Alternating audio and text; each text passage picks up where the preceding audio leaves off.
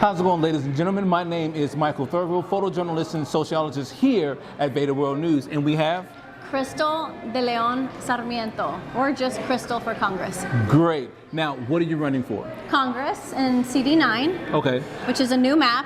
It used to be Al Green's. Okay. But, you know, he's already leaving. He's already said he's going back to 18 to take over Sheila Jackson Lee's. Do you think he can do it? You know, Christian Menifee did a lot of good groundwork during that. But I do think that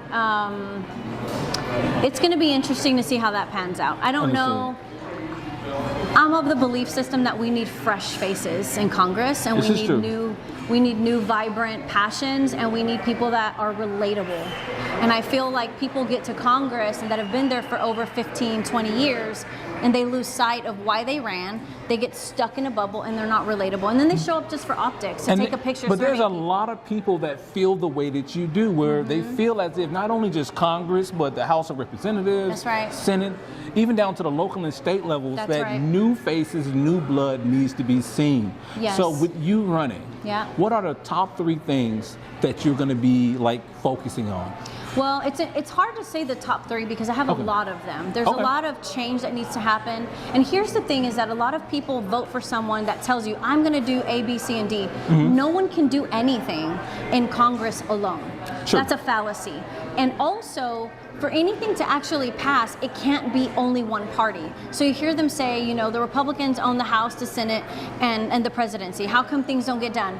Because in Congress, you have to have relationships and work across the aisle. That's how our government is set up. You have to work together. True. And so when we have these issues that we want to work on, we have to keep in mind that the people that we serve are voters, those who voted for us and those who didn't, right? This is true. They're still the people you govern. As a council member, that's how I look at my seat today, is I have to make decisions that benefit everyone. So with that being said, the district today, as it stands, we all know it was gerrymandered, right? Or so some say it was, some say it wasn't. Okay. Regardless of that, here we are today, and this district is 62% Latinos, Hispanics. These are Spanish-speaking, and most of them are first generation to immigrant parents, like myself, right? My dad is Mexican. I was born and raised in a Mexican household. I speak fluent Spanish. So when we're talking about being able to relate and be a voice to the district, no one else can do that. Understood. No one else in this race on either side, Republican or Democrat, no one else has what I bring to the table, which is the whites and the Latinos together, and be that bridge and be the future of what this party is. No one else can do that. So to answer your question, what are the top 3 things I'm going to focus on when I get to Congress? One of the biggest ones that translates directly to the prices that we pay and the discussions that we're having at the kitchen table is healthcare.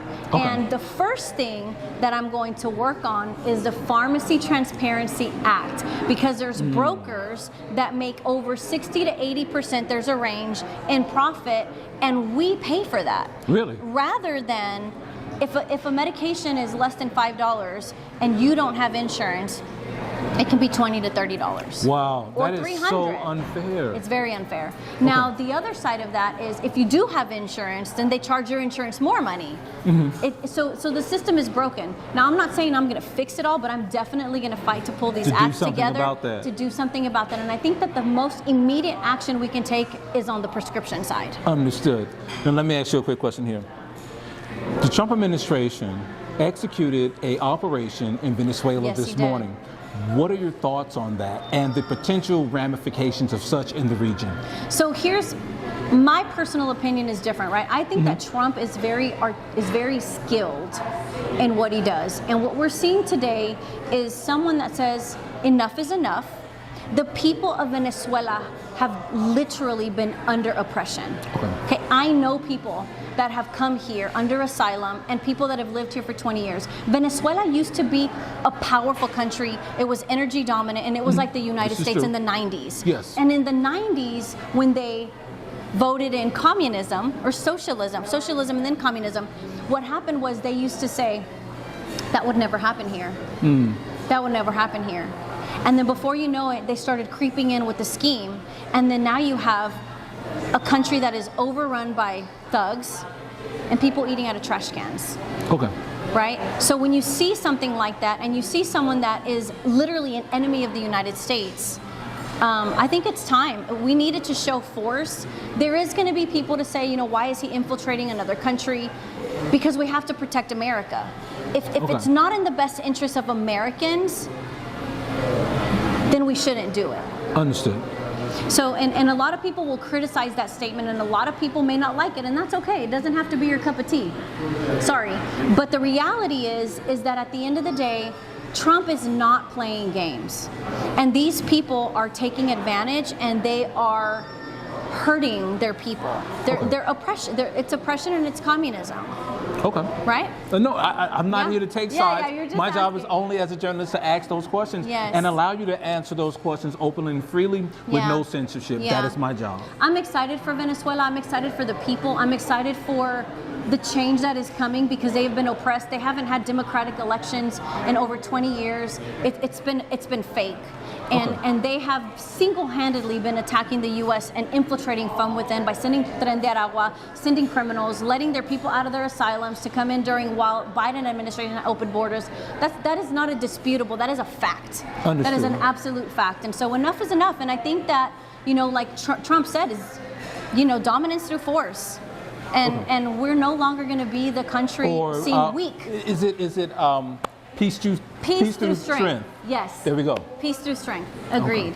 Yeah. So I have firm and strong opinions about that. Mm-hmm. Now, getting to Congress it's going to be different, right? Because the focus is going to be on the constituents of this district.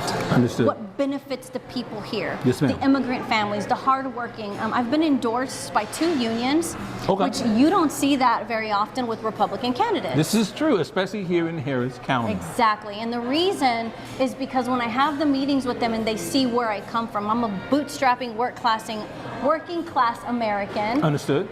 Daughter of an immigrant father. My husband works for Centerpoint Energy, and he is also a union member. Okay. We're a working class family. So we understand what it's like to need to have a secured workforce. Understood. And so that's one of the things that I'm going to focus on is we've already secured the border. Thank you, Jesus. Thank you, Trump, for doing that. He's not the same. 2 different things. Understood. But we have to secure the border to protect the integrity of our country so that we can create order, stop the chaos, create order, and then secure the workforce. And that is what nobody's talking about. How are you going to secure the workforce? Because at the end of the day, you can vote for a president, you can vote for people, but if it doesn't directly impact your wallet at home and your lifestyle, what does it matter? Understood. And what I like about you so much is that you're very passionate about your positions and everything like that. I personally and professionally think you are a great candidate. Thank you. And I'm wishing you, Thank you. VEDA is wishing you the best of luck Thank you. I received on your that. campaign very much. Thank So you. where can people find you? So you can find me on Instagram. I have a personal Instagram. It's crystal.lioness because I wrote a book called Becoming a Lioness. Okay. It was a #1 bestseller. Outsold Joel Osteen. #1 in Christian leadership. Okay. Yes, so you can find me there. That's my personal. And then I have Crystal US Congress on both Instagram and Facebook. And then my website is Crystal US, as in us, Congress.com. Gotcha. Well, it's been a pleasure to have you on. My name is Thank Michael you. Thurville, photojournalist and sociologist here at VEDA World News.